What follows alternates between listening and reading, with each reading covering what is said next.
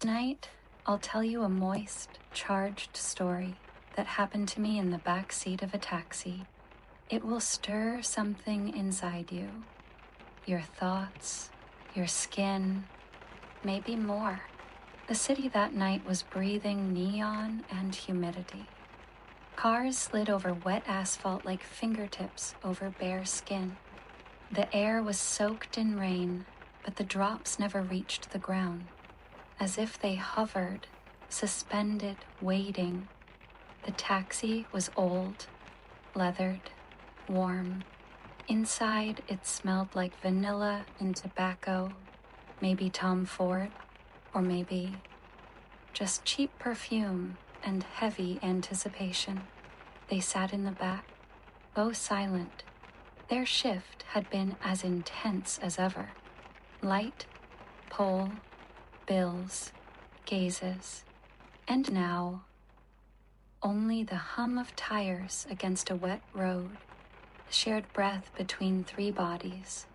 They worked at the same bar, not friends, not enemies, just too close to ignore each other's presence.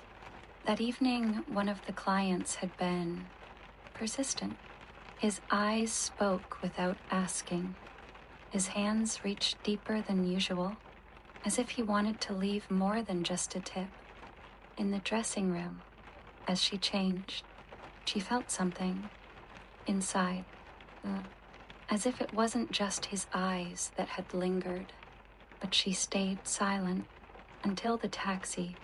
Did someone leave something inside you again?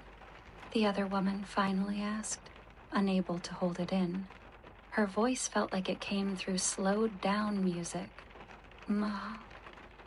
Something small. A button, maybe? Or a wedding ring. By accident. You think they do anything by accident? The air inside the taxi tightened. One of them reached out, not just to help, but to check. You want me to try? Right here? You won't make it home with that inside you. And what if I like it? Her hand rested gently on a thigh, then slowly slipped lower. Her fingers searched for what was left behind, but also for something else. Something that had been simmering between them.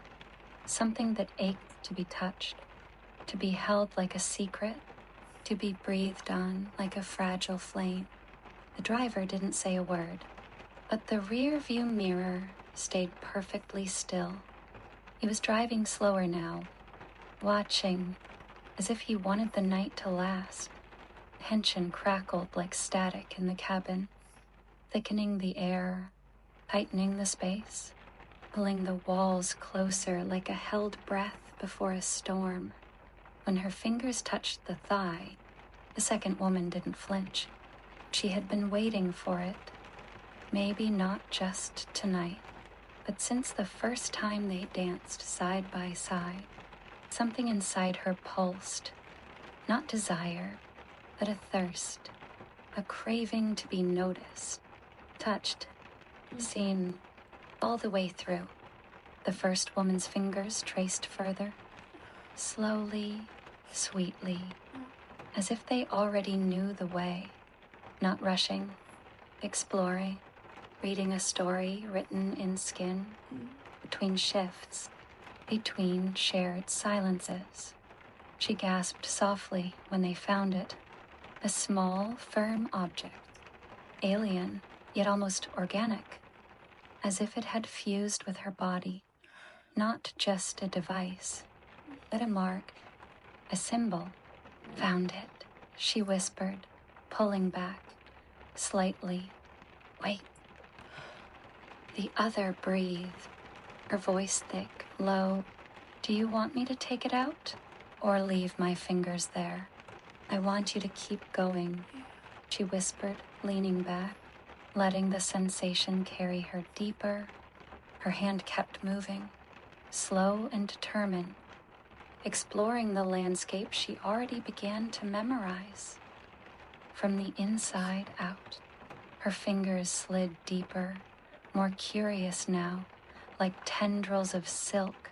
They mapped every pulse, every soft curve, tracing the sweetest, most hidden places of longing. They weren't just touching, they were studying. In the other woman's body, something ignited. It wasn't desire. It was something closer to fusion, to vibration, to a trembling sweetness that danced through her like static. Cell by cell, she gripped the leather seat with both hands, barely holding it in, breathing out soft moans. Yeah, I'm right there.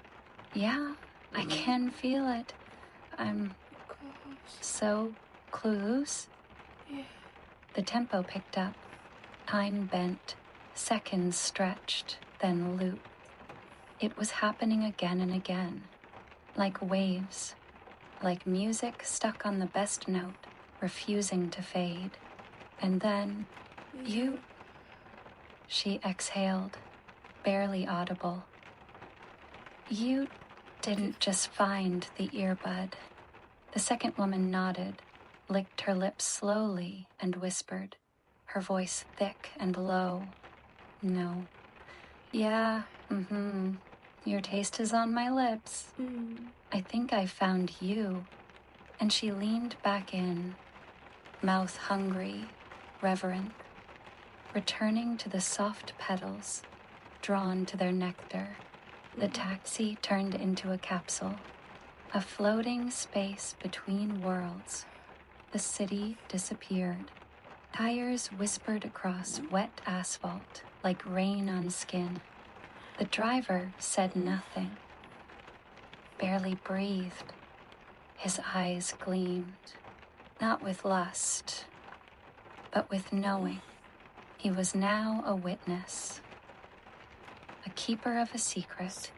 Inside the rhythm of fingers, the breath, the shivers and the suppressed moans, something sacred unfolded, like a storm of memory and pleasure, like a connection forged through lifetimes, like recognition, like déjà vu in another car, another body, another night where they'd already found each other.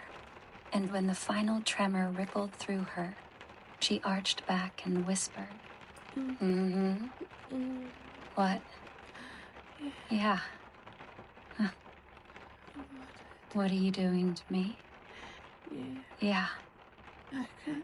I can't. Anymore. I know, the other replied, gently withdrawing, hands trembling too. You found it.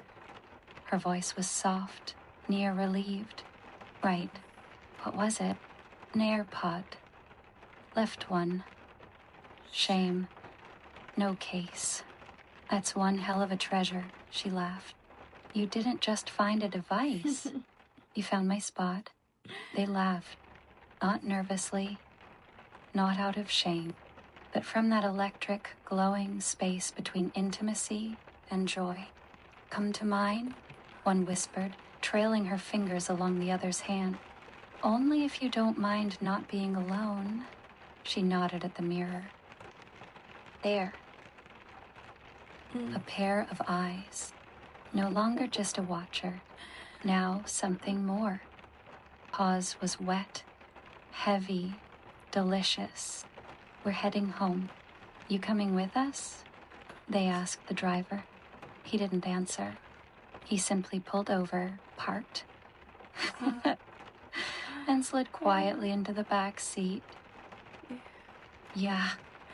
Thanks for staying with me till the very end, my midnight listener. I hope you enjoyed this hot little story, and that tonight you'll dream in heat and color, with fantasies that come alive just behind closed eyes. I have so many more stories to tell you. Yeah, So stay close, and trust me, I'll surprise you. And good night. Yeah.